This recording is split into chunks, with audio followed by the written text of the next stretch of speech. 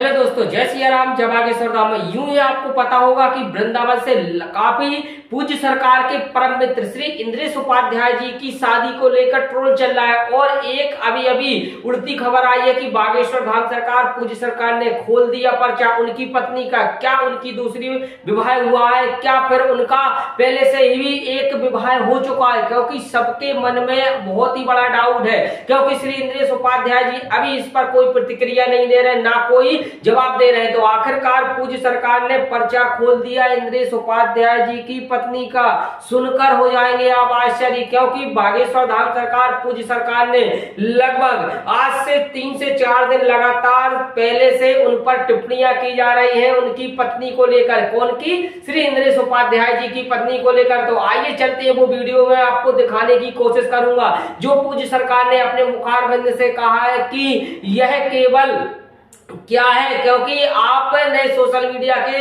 माध्यम से सभी ने सुना होगा कि उनकी दूसरा विवाह हुआ है एक इंद्रेश उपाध्याय जी का। पहले उनका विवाह हो चुका है। कौन का? शिप्रा का विवाह पहले भी हो चुका है। ऐसा सुनने में नहीं, लाखों वीडियो बन चुका है और लाखों वीडियो के साथ साथ सभी उस पर भी प्रतिक्रिया देने लगे। क्या हकीकत है, क्या इसका राज है? अब वह श्री इंद्रेश उपाध्याय जी नहीं बताएंगे, ना वह पूज्य सरकार के जो भी बताएंगे पर्चे में बताएंगे, क्योंकि पूज्य सरकार ने पर्चा खोल दिया है। और इंद्रेश उपाध्याय जी का जो वो है उनकी पत्नी को लेकर काफी सोशल मीडिया पर ट्रोल किया जा रहा है, उन पर अनेक टिप्पणियां की जा रही हैं और अनेक उनके साथ वह वाक्य बोल रहे हैं कमेंट के माध्यम से। तो आइए चलते हैं, वो वीडियो दिखाने की आपको कोशिश करूंगा और वीडियो में जरूर आप एंड तक बने रहे। तो आइए चलते हैं, वो वीडियो देखिएगा तो देखिएगा। चाह रहे कि हम किसी को प्रेम ना दे पाए तो कम से कम विषाद जहर तो ना दे पाए, किसी का सम्मान ना कर पाए तो अपमान तो ना कर पाए, और भूल करके भी साधु का अपमान ना होना चाहिए।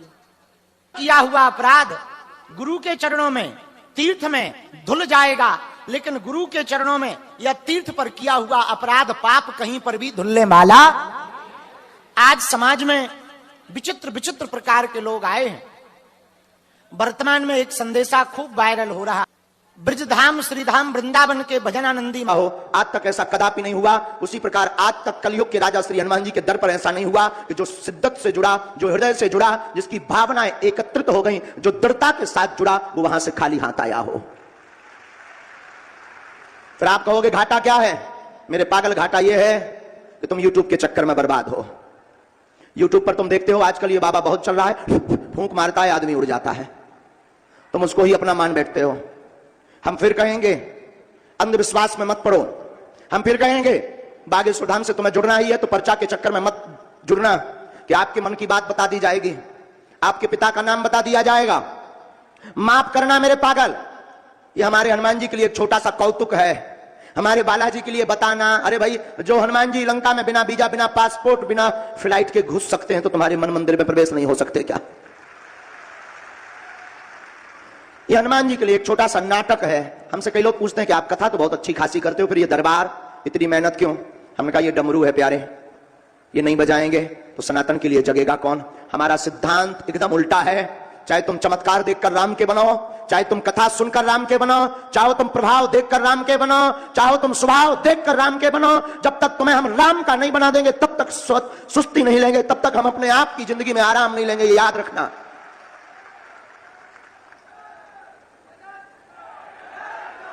एक बात और मेरे पागल, हम तुम्हारा नाम बता दें, तुम्हारे बाप का नाम बता दें, दादा परदादा का भी बता दें, ये बतानी कोई बड़ी बात नहीं। भगवान की कृपा से हमारे पास सैटेलाइट से सिस्टम से जुड़ा हुआ है ऐसा वाईफाई है। बड़े बड़े बुद्धिमान, बड़े बड़े तार्किक, बड़े बड़े विद्वान, बड़े बड़े वैज्ञानिक, बड़े बड़े न्यूज चैनल आए दिन खोज करने आए, आ रहे, आते रहेंगे। उनकी ठटरी बरत रही, आज फिर बार भी वो जिंदगी भर बारते रहेंगे। और कलयुग में यही प्रभाव, प्रत्यक्ष प्रमाण, प्रत्यक्षम किम प्रमाणम। बहुत से लोग कहते थे कि ये भगवान नहीं होते, शक्तियां नहीं होती। आज भी कई लोग कहते हैं ये सब ढोंग है, पाखंड है, झूठ है। ठटरी के बरे आजा, जो तोरे नक्कटा ठटरी ना बार दे तक ये। हाँ, और यही अद्भुतता का विषय। पहले हम भारत में दरबार लगाते थे तो लोग कहते थे महाराज जी भारत के लोग तो कुछ भी परोस दो, कुछ भी कह दो, सम्मान लेते हैं, अंधविश्वासी लोग हैं। हमने कहा रुक जा, हम बता भी, हमने अपने बालाजी को भी बताया। हमने कहा लोग ऐसा ऐसा कह रहे हैं। उन्होंने कहा कोई दिक्कत नहीं, धन्य है वीर बजरंगबली, धन्य है हनुमान जी की दया, धन्य है कलयुग के राजा सन्यासी बाबा बागेश्वर हनुमान जी की कृपा। उन्होंने ऐसी पूंछ घुमाई जो अंग्रेज दिन ना रात हाउ टू यू करते, जो अंग्रेज दिन ना रात वैज्ञानिक पद्धति में जुड़े रहते थे, उनकी भी ठटरी बारे आए और वे भी बोल रहे it is man very powerful my dear. Baby कह रहा इट इज मैन। जब हम पहली बार लंदन गए तो सब अंग्रेज देखे, तो पहली बार हमारी तरफ उतना देखे ही ना। हमने कहा यार गलत जगह फंस गया गुरु, कोई देखा ही नहीं रहा अपनी तरफ। इतने में तो भारत में हमें 2-4 लाख जोड़ लेने थे। हमने कहा रुक जाओ, डमरू बजाओ। हमने अपनो वाईफाई ने कहा रो 2-3 दिन हमने कमरा में दिखाए चमत्कार अंग्रेज ने ना, और जहां अंग्रेज ने दिखा सब हमने कहा यार अरे तो जहां हमें बताइए निकल जाइए लंदन में हैरो में, एक शहर है होता है हैरो, जहां हैरो में निकल जाइए होता है अंग्रेज, it is Indian and very powerful man. तब हमने कहा I am not powerful but lord Hanuman is very powerful my dear. ये हनुमान जी का प्रताप है, हमारा नहीं। हम तो मूर्ख आदमी, गांव के गवार, अंगूठा छाप है, अंगूठा छाप, अंगूठा छाप आदमी। और सब लोग तो स्कूल में भीतर बैठ के पढ़ते रहे, हम पीछे हो पढ़ते रहे। अब हमें पढ़वे ही नहीं मिला तो हमारे मास्टर कहने लगे तुम रहने दो, अब तुम सब पढ़ दिया, तुम मत पढ़ो। क्योंकि हम जाइए सो ही अपनो काम, कोनो की हाथ देखते, कोनो की हंसते का, कोनो को कछू, कोनो को कछू। वे कहने लगे महाराज तुम आओ ना करे, क्यों उनकी सब क्लास हमें इकट्ठी कर लेते हैं। अब अलग अलग क्लासों में रहते थे, हमें इकट्ठी कर लेते, हम अलग अलग काम बैठे, इधर आओ सबके पर्चा बनने। और मास्टर हमसे कहने आप मत आया करो, उन्होंने कहा हमारा नाम कट जाएगा। बोले तुम्हारा नहीं कटेगा। तो पढ़ ही नहीं पाया। लेकिन सच बता दें, ये तो विनोद की बात है। कलयुग में जो लोग कहते थे भगवान नहीं होते, दिव्य शक्तियां नहीं होती, ये सब कपोल कल्पना है, झूठ है। ये संत ब्राह्मण मंदिर सिर्फ पाखंड के लिए, पैसा कमाने के लिए बनाते हैं। उनके मुंह पर तमाचा श्री बागेश्वर बालाजी का दरबार है। उनके मुंह पर तमाचा श्री बागेश्वर बालाजी का दरबार। और एक बात जो हम बता रहे थे वो पूरी कर देते हैं। देखो आपका नाम बता दें, हम आपके पिताजी का नाम बता दें, दादाजी का बता दें, लिख दें, समस्या बता दें, तुम प्रश्न क्या लेकर आए, मन में क्या चल रहा है, और तुमने कितने करिया कांड करी ये भी बता दें, ब्लैक कांड, होटल कहां गए ये भी बता दें, लिख दें। लेकिन तुम्हारी समस्या का समाधान ना हो तो क्या बताना किसी मतलब का है? जरा बताइए। सब कुछ बता दें पर समस्या का समाधान ना हो तो क्या बताना किसी मतलब का निकला? बोलिए, हाथ उठाकर बताइए, निकला? नहीं निकला ना? हाँ, इसीलिए हम रोज जब भी बालाजी के चरणों में बैठते हैं, हम तो कुछ जानते नहीं, हम तो अज्ञानी मूर्ख गांव के गवार देहाती घूस हैं, अनपढ़ आदमी, अवगुणी आदमी हैं। संसार के जितने अवगुण हैं सब हमारे अंदर भरे पड़े हैं, तो हम तो कुछ जानते नहीं। लेकिन जब भी अपने सरकार के चरणों में बैठते हैं, कहते हैं हे बालाजी, जितने भी दरबार में आवे, दुनिया का धक्का खा करके आते हैं, बड़ी आस लेकर के गाड़ियों से, ट्रैक्टर से, पैदल चलकर आते, हम जाएंगे, गुरुजी हमें बुला लेंगे, हमारा नाम बुलाएंगे, हमारी पर्ची बना देंगे, हमारी विपत्ति का हरण कर देंगे। हे बालाजी, सबको तो मिल नहीं पाना, सबका पर्चा बना नहीं पाना, तो क्या उपाय करें? बालाजी बोले चिंता मत करो, पर्चा बने या ना बने, जो जो दरबार में बैठ जाएगा उसकी समस्या का समाधान जरूर होने लगेगा। जो जो नियम का पालन करेगा उसकी समस्या का समाधान हो जाएगा। तो तुमसे पूछते हैं, पर्चा जरूरी है कि कृपा जरूरी है? बोलिए। और एक बात, क्या कृपा जरूरी है? तो मेरे पागलो, पर्चा के चक्कर में तुम पागल मत रहना। तुम दरबार में आ गए, हम सामूहिक अर्जी लगा देंगे, उपाय कर देंगे। तुम तो लहसुन प्याज मांस मदरा बंद करके मंगल शनिवार की महीने में एक बार या 2 महीने में एक बार बागेश्वर धाम की पेशी करना प्रारंभ कर देना। हम आपको दावे के साथ कहते हैं तुम वहां से खाली हाथ नहीं आओगे।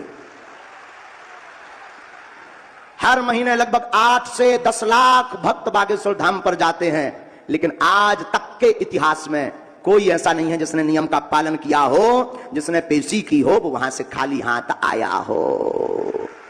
अब भाई नियम का पालन ना करो, तुम 6 दिन लाल की पगुआ पियो, हाँ मंगलवार हम तुम वहां पहुंच के जय हनुमान ज्ञान गुण सागर भूत पिशाच निकट नहीं आवे ठटरी के भरे। क्या भगवान तोरे घर के कक्का है? अब तुम कई लोग हम ऐसे भी होते हैं, गुरु जी तो वीआईपी भर से मिल रहे, हमसे नहीं मिल रहे यार। अरे पागल, बुरा मत मानना, ये दरबार और हम बदलने वाले नहीं हैं। जैसे कल थे वैसे आज हैं और जिंदगी भर वैसे ही रहेंगे। ना तो हमें नेताओं से कुछ लेना देना है, न अमीर लोगों से कुछ लेना देना है, हमें हनुमान जी से लेना देना है। एक बात हमेशा दिमाग में रखना आप लोग। और हम आपको वचन देते हैं, गद्दी पर बैठ करके वचन देते हैं, स्वप्न में भी हम बदलने वाले नहीं हैं। अब भाई कोई नजदीक ज्यादा ही घिसा पिटा रहे तो अब भगा तो नहीं सकते हैं। बाकी पर्चा और कृपा तो वही पा पाएगा जो बागेश्वर धाम का पक्का सेवक बनेगा। तो आपने सुन लिया होगा बागेश्वर धाम सरकार, पूज्य सरकार ने क्या कहा है, क्योंकि आपको पता है कि हर साधु सन्यासी को, हर महात्मा को क्यों ना क्यों टोल किया जाता है, कहीं ना उन पर प्रतिक्रियाएं वह लांछन लगाते हैं। तो ऐसे ही श्री इंद्रेश उपाध्याय जी पर विवाह को लेकर लांछन लगा रहे हैं, परंतु आपने सत्यता बिल्कुल सुन लिया होगा, क्योंकि कोई भी साधु सन्यासी पर उस पर प्रतिक्रिया या लांछन लगाने से पहले 100 बार आप सोचिएगा। यह केवल मिथ्या है, केवल मिथ्या है। तो बागेश्वर धाम सरकार, पूज्य सरकार ने वह क्लियर कर दिया। आप सभी को यह सबको वीडियो अच्छा लगा हो तो कृपया वीडियो को लाइक करें और अधिक से अधिक जरूर शेयर जरूर करते जाए। इसी के साथ जय श्री राम, जय बागेश्वर।